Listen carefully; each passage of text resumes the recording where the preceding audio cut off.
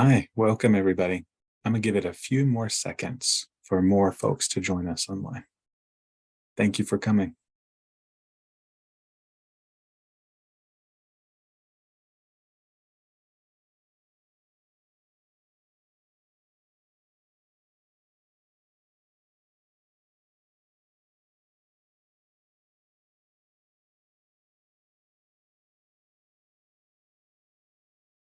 Welcome folks. We have a few more folks who are trickling in as the room opened up. We're just gonna give it a few more seconds for more to join.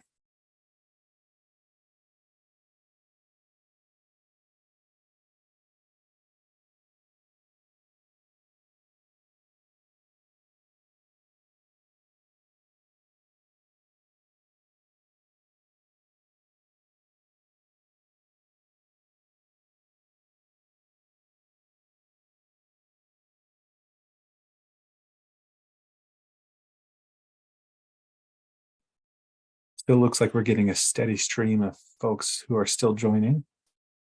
We'll give it 30 more seconds.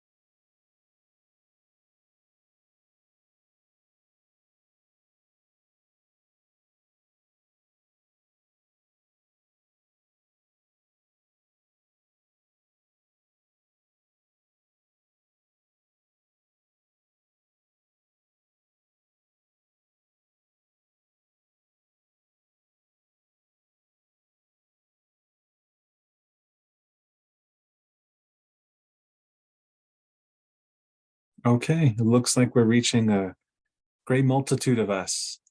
Good afternoon, or good morning, or good lunchtime for those of you joining. I see that, please, why don't we go ahead and throw in some hellos from wherever you're joining for today's virtual convening. Thank you so much. We're at a strong 88 already in the room and more coming. I'm sure we'll break 100 here in the next few seconds. Good morning, you all virtually. It's so good to have you online with me today. And yet again, I'm so honored this afternoon and morning to have today's mission and charge in giving your opening keynote. For those familiar names I see in the chat box, hello, it's good to see you again. For the new names that I see in the chat box, welcome to the Office of Indian Education's 2023 Annual Project Directors Meeting. This 3-day convening is, to me, probably the most pivotal, crucial, and momentum building moment for us all. And albeit in a virtual space, this is our continued commitment to make sure that you as grantees have a space that you can solicit, give, and continue to receive services and advice and guidance and access to resources that I hope are helpful and useful to you all. When I joined the Office of Indian Education in August of 2020, I knew I joined with a commitment that for me, having been a former project director myself with a 2016 NYCP grant, I remember my first days in the office as a project director. It was my first go at working in the nonprofit sector. I knew I had multiple schools that I was wanting to build relationships with. I knew I had to hire people and education specialists. I knew I had to read something called 2 CFR 200. I knew I had to begin jumping into the budget that was approved by our program officer, as well as so many other things. One of which for me was realizing that at the heart of all of the stress, and I know that it can be stressful, is that the joy I got when we got to do bigger convenings with our kids, my kids, our students, it was so worth it. Whether it was working to get kind of technology in their hands, whether it be Chromebooks or laptops, whether it was the summer camps, walking through campus with the students, whether it was some of the talking circles with our students to talk about their college career goals. At that time, it's just, it was so meaningful to me because as a project director, everything that I put up with and stressed about, worried about, maybe even sometimes cried about, went away in those moments. And I found a lot of heartfelt reward around the idea that I'm so glad that our Native students in that project could connect with their culture, to know who they are, where they come from, what languages belong to them, and the sacrifices of their ancestors before. It's certainly in stark contrast to my own experience. It took me up until college years to even read my own treaties as a Comanche citizen. Shouldn't have taken me just getting to college to have that exposure, but it did. And I am so moved by the opportunity in front of all of us, no matter what sort of grant you are, whether you're a PD grant or an NYCP grant or an ACE grant or a STEP grant or a NALED Ed grant or an American Rescue Plan grant, or no matter where you are, our responsibilities are the same. To remind our kids, our students, that we're not just throwing money at the issue, that they're not just poster children to be gawked at and gazed at, even though the system creates that space for them. Our kids are not just performers to dance around for performance sake. They're lawyers, they're doctors, they're healers, they're dreamers, doers, poets, writers, thinkers, creators. And I find myself reflecting on this year's theme, rooted in sovereignty. Every one of our kids, no matter what age, have an opportunity, and we have a responsibility every day, every one of our students, to remind them that they too can be rooted in sovereignty. And I was thinking to myself, what is the best way to emulate this rooted in sovereignty concept? It's every single one of our grants. Sovereignty can mean speaking the language, not just merely for an introduction, but being able to use that language to deconstruct things around us. More than just speaking a language, it's teaching in the language as a medium of instruction. It's more than just proficiency in a language, it's philosophy in a language. It's more than just the construction of thought, but the deconstruction of that thought. And certainly it's more than just translating English to the native language, but it's further reminding ourselves that native languages are memories of before, and those bonds are unbroken. Maybe it's the PD grantees who are rooted in sovereignty, training and retaining and preparing and credentialing young Native adults or Native adults to jump into the system and tackle our most desperate challenge, to increase the representation of Native people in the classroom.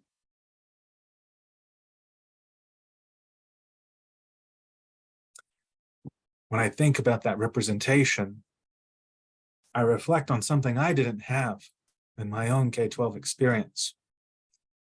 Friends, I'm the National Director of the Office of Indian Education, and I have never had a Native teacher in my life. Not in any single one of my classrooms in K-12. That's a problem. It's a crisis. And our OIE PD grantees are answering that call.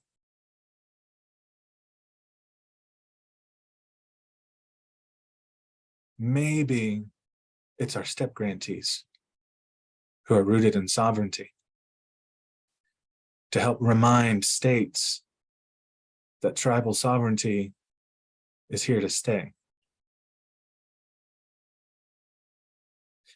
Maybe it's the STEP grantee who creates a trilateral partnership between the local, state, and federal interest to say, get behind the tribe's agenda. Get out of the way of the tribe's interests and let tribes foster and maintain connections with their young citizens and propel them into a future that they're destined for.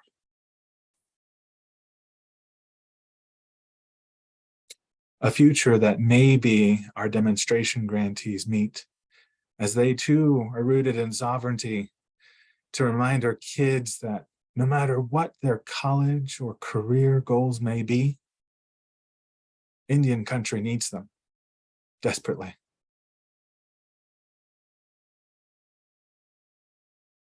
Every single one of you grantees are rooted in sovereignty. And I'm so thankful of the work that you do. And maybe you just needed a message today to remind you that it's worth doing. And as a project director, again, I needed to remind myself many times and constantly do, no matter where I'd been, even after I had left NYCP. I've been trying to write my own prose in my own language, and I want to share with you today a simple, brief message in my own Comanche tongue. It goes something like this. Ta sama nam na wapketa, wekinita manemai ada, ba naniakat, mawakat, tana pa tua wekukar binai. And it translates to something like this. It is said that a person of importance does not search for leadership. They're called to it. And when they answer, they should answer from the heart. So dear project directors, as leaders in your various communities and your projects, I'm calling on you to continue leading from the heart, to not give in, to not give up. I also reflect on what I constantly feel post-PD and in my various director leadership roles. And writing to myself, I can only think, every day I feel like I lose. Every day I feel like I win. Every day is a new day with a new challenge. Yet peppered throughout these challenges are opportunities that sprout new hope. I've changed my mind as a director more times than I can remember. But yet I'm so grateful the final decisions that I've made have remained consistent. This is the burden of being a leader, project directors. It's your burden. Your communities look to you for confidence, consistency, compromise, as you look to the OIE for the same. As a leader, we all have to choose what path to take, but never forget to choose. It's easy to feel paralyzed by the stress. I urge you that we don't have time to remain paralyzed, my colleagues. We don't have the time. We don't have the luxury to sit and do nothing. You have been honored in your responsibility as a project director. And yes, it will come with both frustration and fruition. But together as a native community of Indian educators, we will make plain as day known that a vision for Indian country will be rooted in sovereignty. The standard will be set by tribes, not impressed upon them. It's our responsibility as practitioners to make today without regret and to sleep knowing that we've done our best. And I reflect and I ask myself, man, what a time to be a virtual guest with you all, among many of you as guests. And I know each of you are joining online from different sacred homelands, wherever those may be. And what a time for us all to be relatives with one another virtually. And each and every one of us are somewhere in this moment on a piece of land that has history, memory. Maybe it's near water, maybe it's not. And likely as you're in a building amongst your communities, I hope that we know and that we feel, and that we feel it in our bones that the work that we do is greater than any single one of us. To remind ourselves that wherever we are in place at this moment, whether it's among the waters, the land, the trees, the rocks, the sediments, all in between, they all belong to something much bigger than any single one of us. I hope to remind you, if it's not your first PD meeting, or if it's your first PD meeting, your attendance with us virtually today is important. Your stories inspire us all for the new norm that we're creating and weaving. It's so exciting to think about what's on the horizon for Indian Ed. That I'm so lucky to be a part of it. So grateful each and every one of you are part of it with me. And I'd be remiss not to say that in such a short amount of time as AOIA director, I've learned so much about our diversity. Strength and diversity, right? It goes beyond just strength alone. The diversity reminds us that we should not accept creating strategies that are supposedly one size fits all or monolithic. Cookie cutter strategies don't work. We know that, and we refuse to accept them in our communities. Those are the tidbits of truth that I learned from each and every one of you in the various spaces that we connect. And I'm truly inspired how each and every one of you, through your projects and through your tiresome efforts, that you meet people where they are. This is where the rubber meets the road. The U.S. Department of Ed should not take any credit for your success other than you, your projects, and your communities, and our students are the ones who are the success. They take the credit. Our efforts continue to be focused and centered on them. And our challenge is great, but how incredible the opportunity we have to change some very historic realities in front of us. At one point in time, it was the federal policy to remove languages. And yet, this year, very soon, there'll be announcements for native language efforts that are to undo that policy, to be courageous and brave enough to say, we're going to make this whole.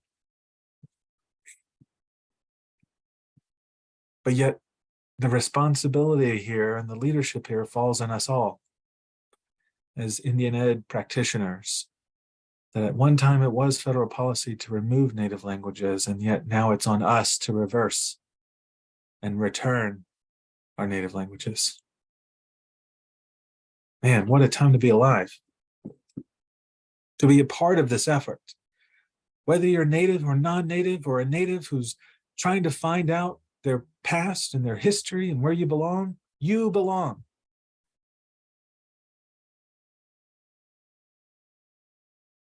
To ensure that native sovereignty continues in its undying resilience, and to never let sovereignty go untethered from the young minds of tomorrow. That our young minds, our native kids, will be rooted in sovereignty, to know that they're not just performers, they are protectors of sovereignty. Yeah.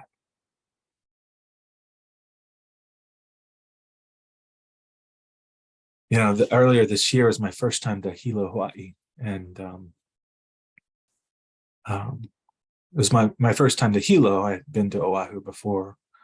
I was there with family and my sister, and we went to the Bishop Museum on Oahu, and there was a quote from our Hawaiian relatives from Liliuokalani in 1917. And she said this: "I could not turn back time for the political change, but there is still time to save our heritage. You must remember never to cease to act because you fear you may fail.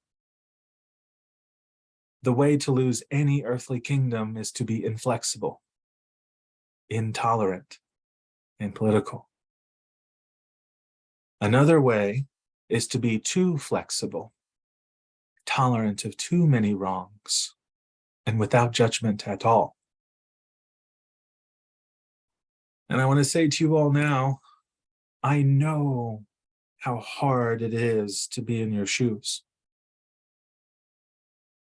to try to identify and recruit students to come to your events, to convince the non-native adults to trust the process, to convince people who don't believe in sovereignty to see it as a real thing. I know it all too well. And I say to all of us right now virtually that the process will be long. And it may be long for, some say forever, but not forever. Not forever, because so long as we're fantasized and idolized and stared at for our performance and wonder and awe, every native nation has the right to demand something different. Our native kids and students have the right to demand something accountable, something truer than what was. That their personnel integrity is important and key to how they tolerate a future. Now, I've worked at every level of government. Worked at the local level, the nonprofit level, the tribal level, and yes, I was a tribal employee at one time. State government as a state employee, and now the federal government as a federal employee. And our challenge remains the same at every level, to empower pathways so that our children, our students, can demand something different than what is. We got to protect that little fire within them, to realize that they have a light. And it shouldn't be blown out. And it's sometimes hard to do it as a project director when your own light is at risk, right? Your fire sometimes comes close to being blown out. It's hard, but I know it's possible. And I'm here to join you virtually, and I'm so grateful you're staying online virtually with me to also say that, yes, it is possible. Yes, Julian, we know, and sovereignty is important. But hear me out. Hear me out. Again, it's more than just teaching about these concepts, but it's speaking to them. It's about not just saying treaties are important, but actually putting our hands on them, getting them in copies, and putting them in the hands of our kids so that they know they have something to protect. And it's all of us as grantees, no matter where you're coming from. Formula grants, PD grants, STEP grants, NALADET grants, soon to be NALRC grants, NYCP grants, ACE grants, ARP Air grants, and eventually soon to be NATRI grantees. You know, our grants are about helping our Native children find their feet, find their way back home no matter where they go. And I want them to go everywhere. We should all want them to go explore the world, but never forget to come back home. Our grants are about bringing culture into the classroom and saying it should never be outside of it. It should be supporting and uplifting our kids. That's their strength. And it's our cause as an OIE family. This is our challenge altogether, that although our resolve may be tested, whether in the classroom or the courtroom, the cause for sovereignty is immemorial. It has no expiration, has no due date. It happens every day. We have to chart our destinies in this work. And as we chart our destinies, we have to remind ourselves that the work we do changes the trajectory of lives for young adults, our growing adults, our adults, that we're in this together. We're in this together, and it just gives me so much meaningful feeling to think about where we're going to go. And I think back to a time where I remember talking with, whether it was some superintendents, to try to convince them of the summer programs that we were doing, or whether it was talking to my state colleagues to convince them that we need access to our students' data, and then we need a bigger picture at play here, because we know that our stories are going unheard. I've been in those conversations. I know how hard it can be. And I ask myself, when will things change? When will we get over those humps? There's no big change, but there's small little changes that add up to one big movement. And then once I realized that it's those small changes, it's those small acts of courage to never not give in, not just give up. Yes, it's exercising your voice and saying, you know what, we're here. And that as Native advocates and Native practitioners, we know that good change is coming. And that voices that once trembled in front of great power in Indian country tremble no more. And that our voices need to speak candidly, speak truthfully, and demand something different than what is. And today I'm so blessed to again give this opening keynote to hopefully leave you with a message of inspiration but then just the reality that every day that you work to invest in your projects as directors, you're investing in sovereignty. And sovereignty needs champions in its corner. You are our champions out there. I want you to know that from the very get-go, the vision has always been the same. To make sure that you see an OIE that believes in you, wants to uplift your success. And albeit it does get crazy busy, I'm the first one to tell you that there are many of you probably in this room still waiting on a response back from me, but there's so much going on. The OIE will always stand in your corner so long as you're serving our Native kids to remind them that they are defenders of tribal sovereignty.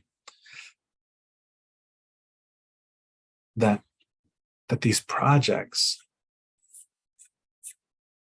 are just the beginning of great change in your communities. And I know it's hard. It's hard to convince people to see what you see. Sometimes it feels like, well, if you're too hard on the approach, you might feel prescriptive or feel like you're inserting yourself as an outsider sometimes. That may be the case in some instances, but just keep showing up. Keep proving to families and tribal leaders and parents and community members that you're not here to extract anything. You're here to give resources and get them to these places. Life happens, challenge happens. But I know that when we go and we do this work in a good way, that good way just gives us strength, and it's monumental.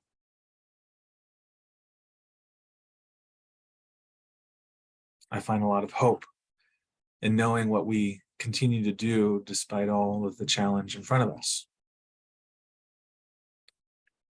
I find a lot of hope in the way that we're redesigning some of our programs. And it's not perfect. We know we can do better and clear up the language we use. It's a journey. And my team, my small but mighty team of Office of Indian Ed employees, show up to meet these challenges, to write these languages and write the memos and the documents and all of the ways to take your stories, compile them into bits of narratives that see sovereignty as a strength and never as a deficiency. Because we know the deficit model doesn't work. Leading through shame and compliance doesn't work. You lead change through helping one another when times are tough. And it's not just about keeping the status quo in what we do, it's pushing it to enhance it, to expand it. Whether that's meeting the student identification challenges of Native data and public ed. Maybe that's coordinating across more of our programs. Maybe that's strengthening and putting teeth behind tribal consultation. Maybe it's creating more tribal schools, tribal departments of education. Maybe it's more immersion sites, more curricula with the Native language as a medium of instruction. Maybe it's not just recruiting Native teachers, but keeping Native teachers. And it's thrusting them into leadership positions. But every step of the way, it's going to take all of us, not just the leaders, not just you as project directors, but your teams. I have a team, each and every one of you have a team. Think about them. Think about your team members who are championing all the small things and what it takes to make your event successful. The communication to the people that they're working for. the families that they have to communicate with, the parents they hear from, the complaints that they handle, the emails that they get on something that's unclear, and they work to resolve it.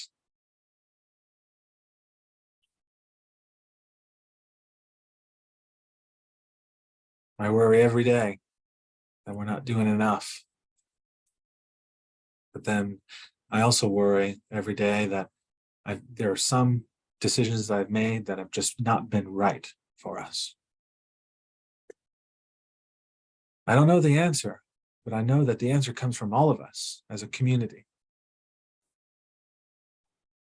And again, when we do it in a good way, it gives us strength.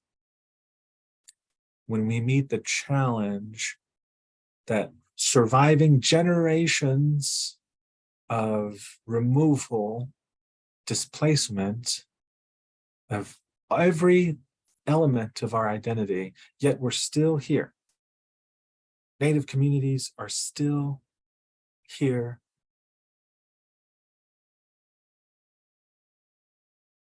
And the generations in front of us are going to be about the thriving testament of what it means to take sovereignty to the next level.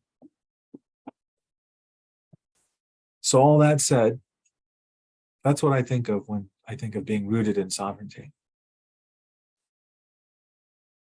And if it wasn't how you viewed sovereignty, hopefully maybe I've convinced you to view it this way.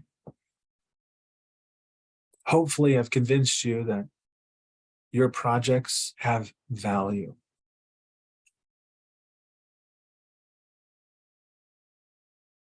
And I'm just so elated that, again, you would spend time out of your day, spend time with me virtually, to think about this, to realize that the world is so much larger. And our kids might feel overwhelmed, our students might feel overwhelmed and scared and feeling that the world is not in their corner. Doesn't matter if the world's in their corner, we're in their corner. You are in their corner. That's what it's about. Our communities. Again, not just performances, protecting sovereignty in every facet, in every way, and refusing to stand down. And for you allies who feel like, what is my space and place in this world of Indian Head? I don't want you to just be allies. I want you to be conspirators to this effort. Take action with the leadership.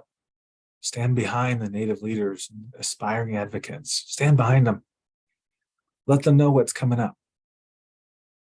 And when we fall, when we trip, when we stumble, be there to offer a firm shoulder to lift them up.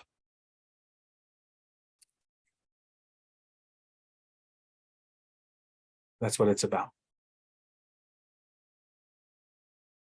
That's what it's about. So as I join a little bit in my native tongue, I want to close a little bit in my native tongue and just share how important all of this is to me, and I hope to you as you do this good work.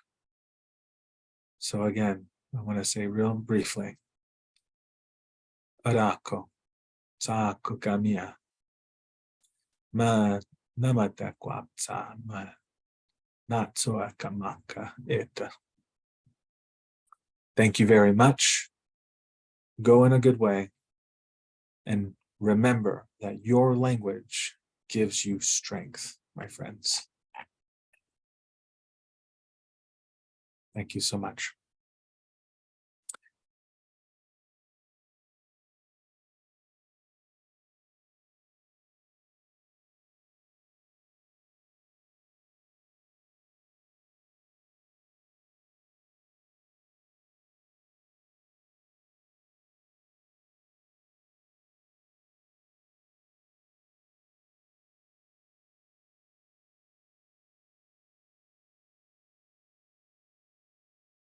or an announcement versus for the student artist competition.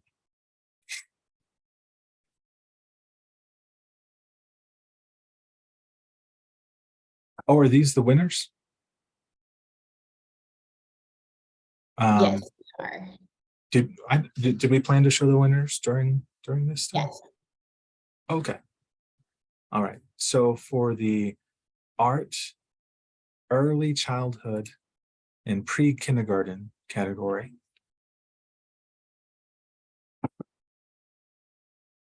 can I get the next slide?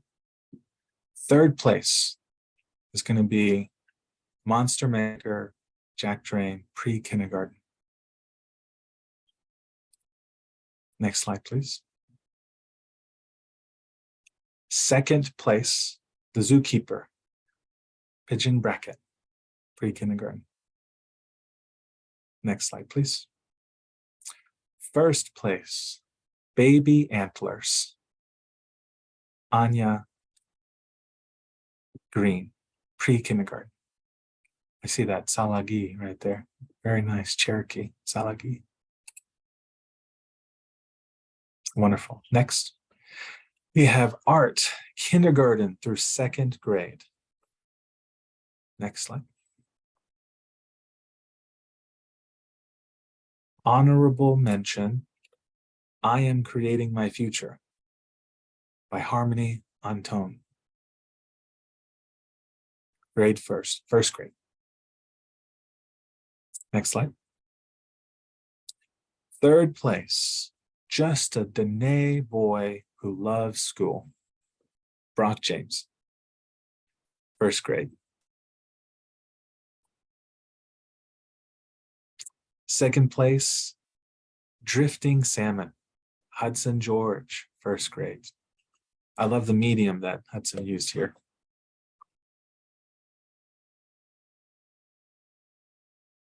And first place, Dance Like a Butterfly, Margaret Curley, kindergarten.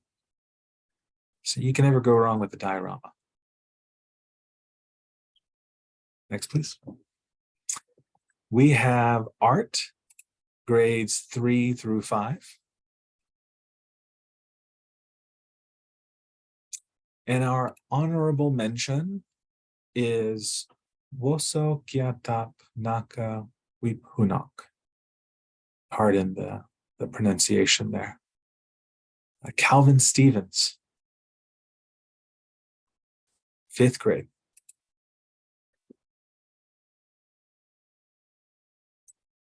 Another honorable mention we have is Moon Sky by Destiny Fisher, 3rd grade.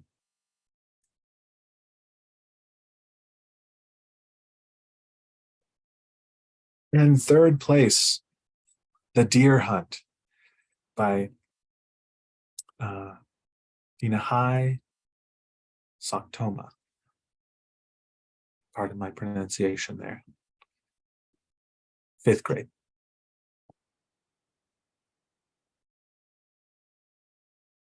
Second place, The Future Is Not Time, It's You. Zoe Smith, 4th grade. Oh, I love the contrast in the colors here from the left to right. The future is not time, it's you.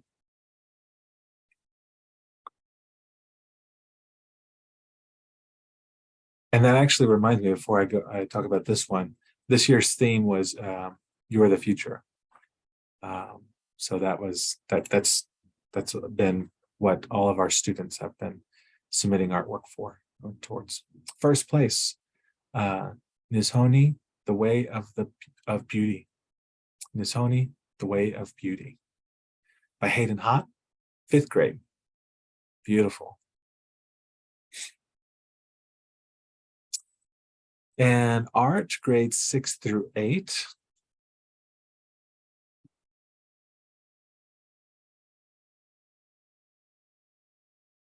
Third place is I Am the Future by Shooter James, grade 7. I notice here on the bottom it says, I will become a Dene civil engineer. Love the concept. For second place, we have Then and Now by Shiley Greyhorse. 6th grade. And you can visit the awards hall to see them all more closely. So as you go through your platform, make sure to visit the awards hall.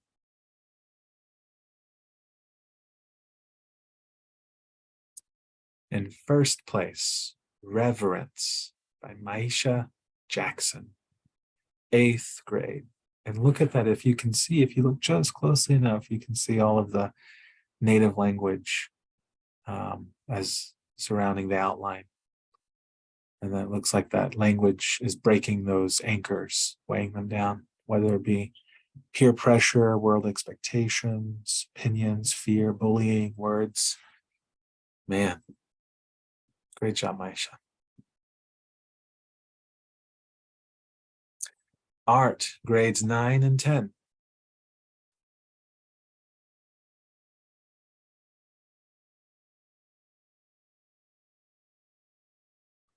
We have 3rd place, My Future 7 by Addison Point, 10th grade. Looks like we got a CDIB in the background, St. Regis Mohawk, some change. Very nice. 2nd place, we have Caught by Beatrice Seymour, 10th grade. See some native language at the top. Looks like in the background, boarding school with the matriarch, with her children. To heal the next generation, we must heal ourselves. That's what it's about. Look at that. For 1st place, we have Guided One by Anne-Marie Fitzpatrick, 10th grade. I just love of course, like most of these, the contrast, but the style, the messages that are coming across, and even looking at the generations, the bottom there, man, very nice, very nice.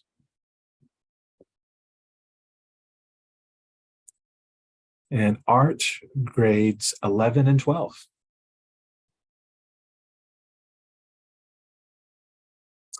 Third place, we have Pomo Roundhouse Dancers by Danielle Hoagland, 11th grade. Man, another beautiful, beautiful piece. Look at that.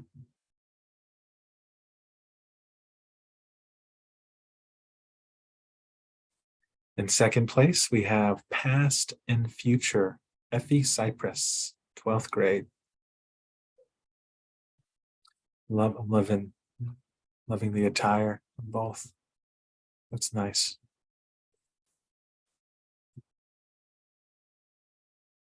Then the 1st place is My Future Self, Haley Hayu, 12th grade. And yeah, the descriptions for each of these pieces are in the awards hall. So again, another encouragement to see the awards hall. It's a great one, great piece. For our writing category, grades 6 through 8.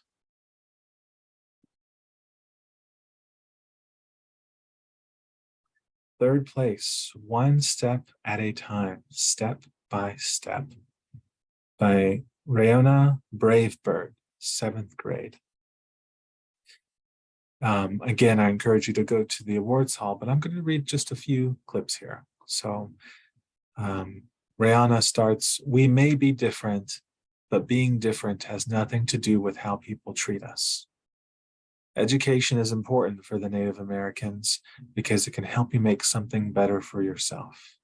It is good for someone to have a dream because if they achieve their dreams, then they could make it somewhere far away and more successful."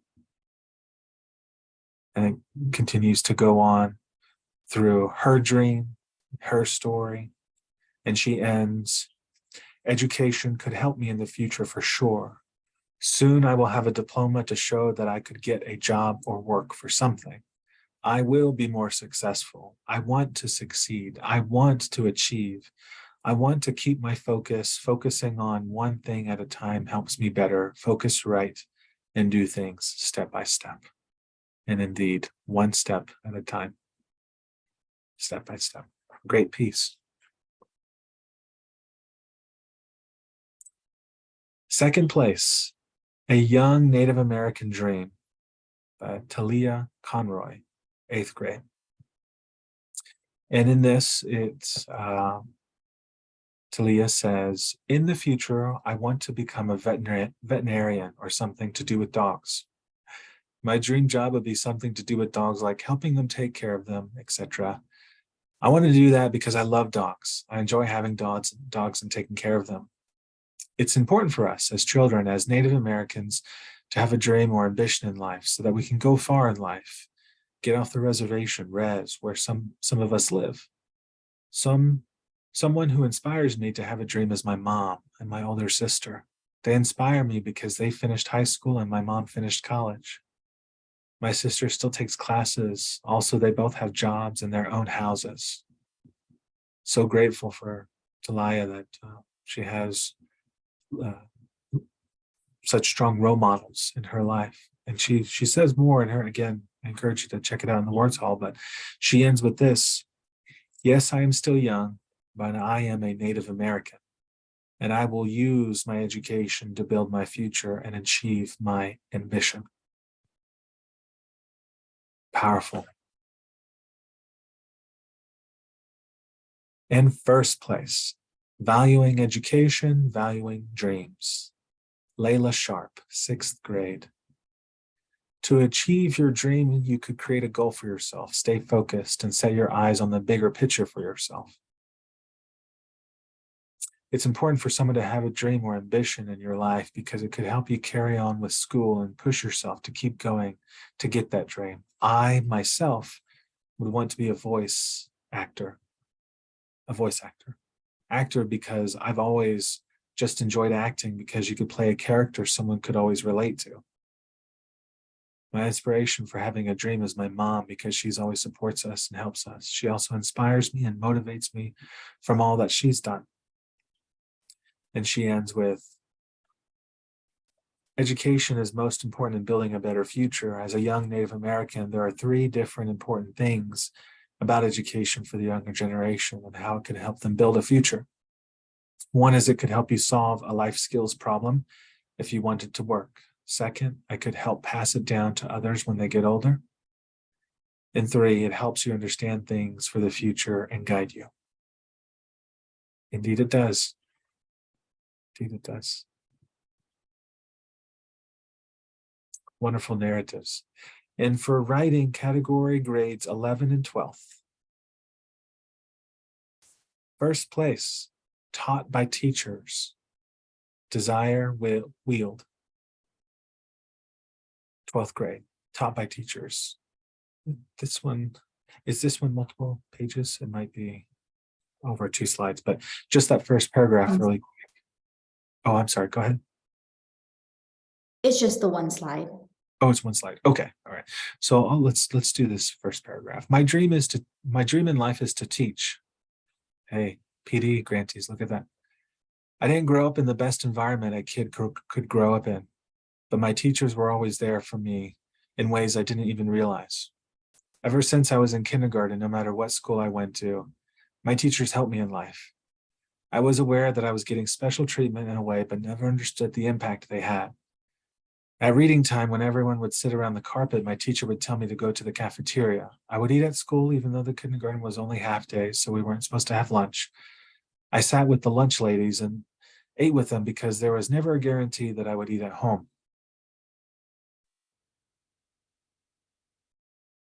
Since that, I've always relied on my teachers in a certain way. I don't have another experience where a teacher has helped me outside of school, but I've liked all the teachers that I've had.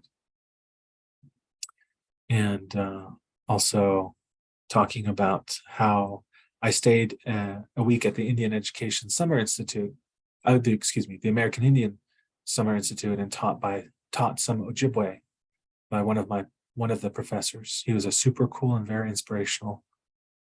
He was one who made me realize I wanted to teach Ojibwe. That's wonderful, wonderful piece.